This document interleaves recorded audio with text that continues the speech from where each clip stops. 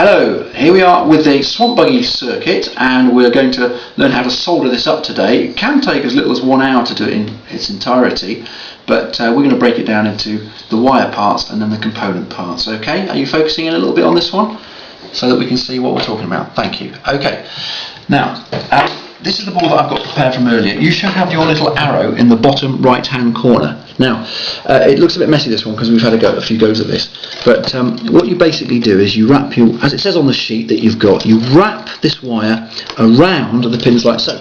Now I should mention before we do that this stuff, if the camera goes back slightly, can be broken by hand, as you just saw, whereas the wire that I've just bent around those pins, you cannot break it. Okay, now the one that I broke easily is solder. Let's not mix the two up, that's very important. Okay, now I've got one wire in position there, and what I do is I tin my soldering iron that's preheated. I should be wearing goggles, of course, right now, which is a bit naughty of me, but make sure we do in class.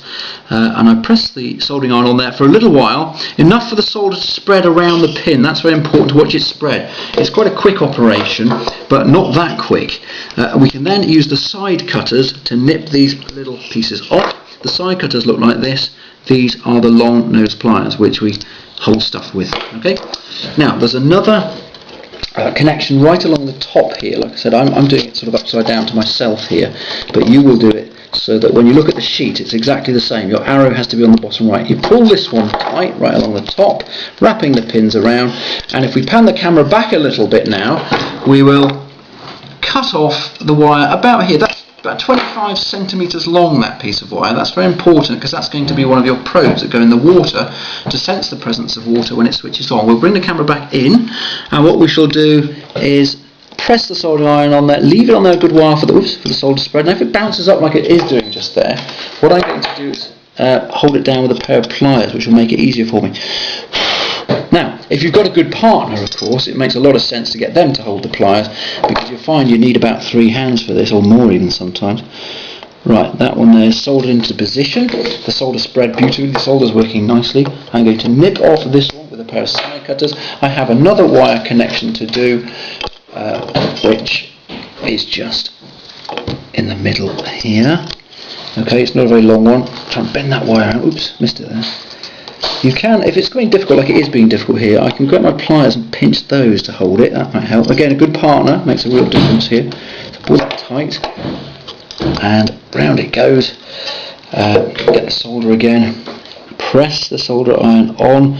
Look at the way the tip is presenting to the. You've got to connect with the pin and the wire because you're joining the two, and only leave the soldering on there for a little while so that it spreads. You can't do much damage with the wire. There's nothing to sort of break or anything there. They're not very sensitive components. You're not going to leave the solder there long enough for it to set on fire or anything. So I've now soldered those 3 wires, all of it clear on your sheet. The last wire I need to do has a probe in the middle. It's just here. Okay, that's a little probe which has got to be, once again, about 20-25 centimeters long, no less than 20, whatever. Now this is bouncing up a little bit here, so I'm just going to push that down there with my pliers because I haven't got a partner to help me, and I'm going to tin the solder iron, press it on, push about 2 or 3 centimeters worth of solder in there. You'll see it all melt beautifully and make a nice joint. Okay, whoops, it's still molten. Blow on it to cool it down.